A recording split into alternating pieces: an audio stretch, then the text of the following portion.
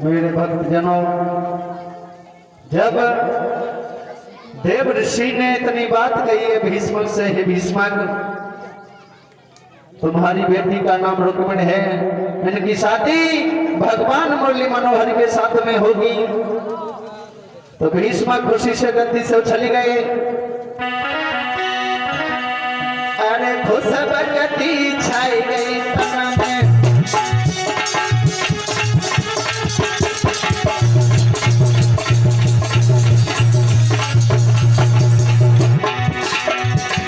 अरे खुश भगती छाई गई तन में, राजा लिपट गयो चरण में।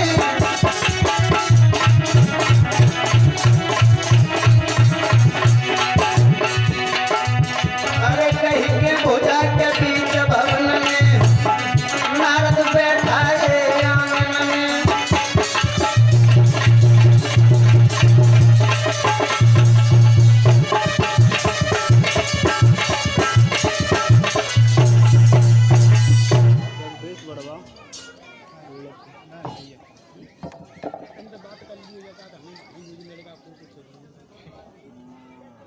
मेरे भक्तजनों, जब देव ऋषि नारद वहां से चले जाते हैं, अंत में धीरे धीरे रुक्मिणी सयानी कुछ हुई। तो रुक्मिणी के दरवाजे से एक ब्राह्मण देव भगवान मुरली मनोहर का नाम लेते हुए जा रहे थे कि ब्रज भूमि में हुआ है अवतार कन्हैया का, सौभाग्य है उन्हें हो जो दीदार कन्हैया का। जब इतनी बात रुक्मिणी ने सुनी, उसी दिन से भगवान मुरली मनोहर की दीवानी हो गई है वो रुक्मिणी। सोच रही है, हे मुरली मनोहर, हम शादी करूंगी तो तुमसे, वरना हम पूरी जिंदगी भर ऐसी बनी रहूंगी। मेरे भक्तजनों, सोते बैठते, खाते पीते जागते सोते भगवान मुरली मनोहर का नाम लेती है वो रुक्मिणी। एक बार जब रुक्मिणी की मां ने देखा कि मेरी बेटी घर में सयानी हो गई है, और मेरे भक्तजनों, ये माता पिता का कर्तव्य होता है कि घर में बेटी सयानी हो जाए तो उसके पीले हाथ कर देना ही अच्छा है। तो रुक्मिणी की मां ने सोचा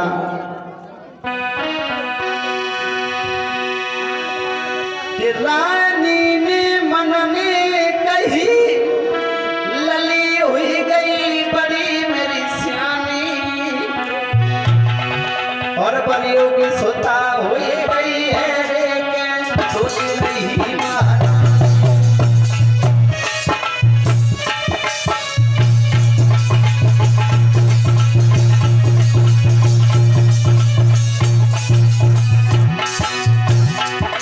रानी ने मन में कही, लली हुई गई बड़ी मेरी सियानी, बलियों की सुता हुई गई है रे के सोच रही महारानी। बलियों की सुता हुई गई है रे के सोच रही महारानी।